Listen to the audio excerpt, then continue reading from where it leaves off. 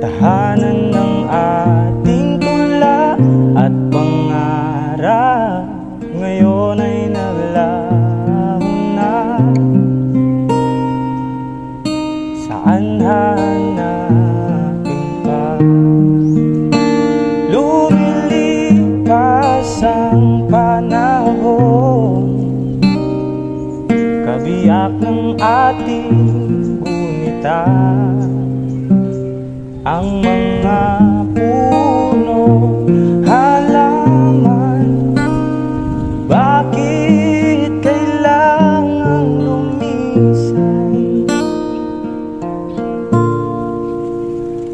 Panapanahon ang pagkakataon, may babalik